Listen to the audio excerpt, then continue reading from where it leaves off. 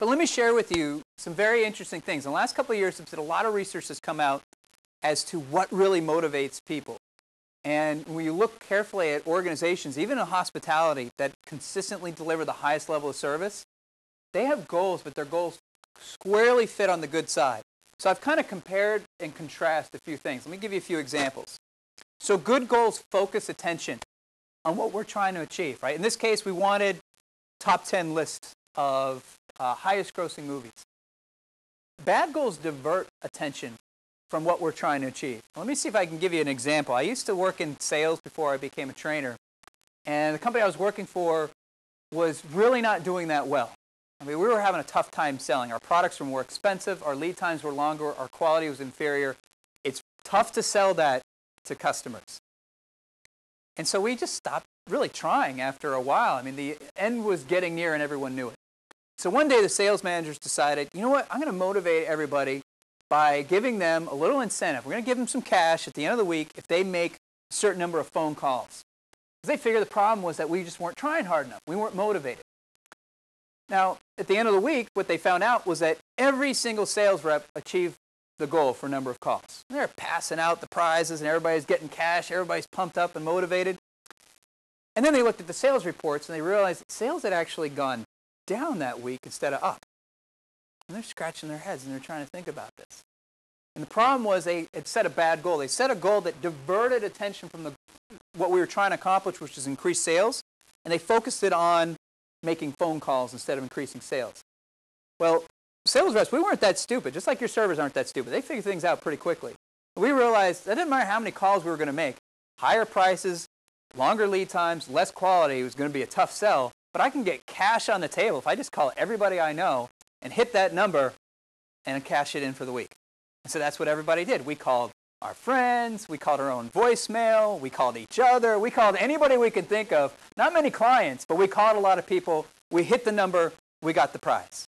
So bad goals, if they divert you away from what you're trying to accomplish, you're going to get some bad behavior. The other one, promotes teamwork. One of the things we did with the little exercise here was you started working together very instinctively. When we have team goals, people work together. If we have goals that reward selfishness, in other words, like who can get the most tips or who, on our individual team can do the most, then you tend to get selfish or individual behaviors. And so if you have goals that are more rewarding of team accomplishments, you're going to see people working together more often, covering for each other, helping each other out, helping each other with ideas, even having some of that kind of constructive dialogue from time to time. I think it's this movie. No, I think it's this movie. If you have individual goals, it's kind of, hey, you guys are cheating over there. I'm not going to share with you. So you get a very different set of behaviors when you have individual goals. The last one I think is interesting is one that relies on intrinsic motivation. In other words, self-motivation. I didn't offer anybody a prize, yet most of you immediately started trying the best you could to get all 10 on the list. What's interesting is there's been some very, very groundbreaking studies that have been released in the past couple of years that say when we have external rewards like money, prizes, things that people get if they accomplish the goal, if it's not in a manufacturing type of environment or production environment, strangely, it actually reduces performance. So what's interesting is if people aren't doing it because they love doing it, they're doing it because there's a prize involved, it takes away from their performance.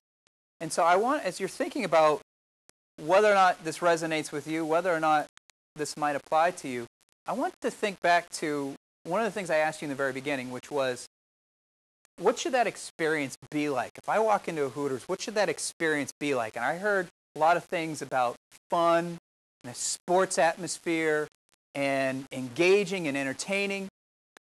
And if I'm setting goals and if I'm thinking about the behavior that I want people that love doing that.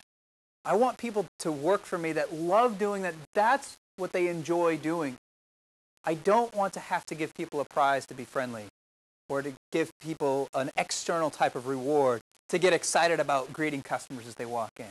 And that's what can often separate good goals from bad goals. You have people that are already naturally motivated to do what you want them to do, and then give them a team-oriented goal that can help them continue to focus on even better and better results.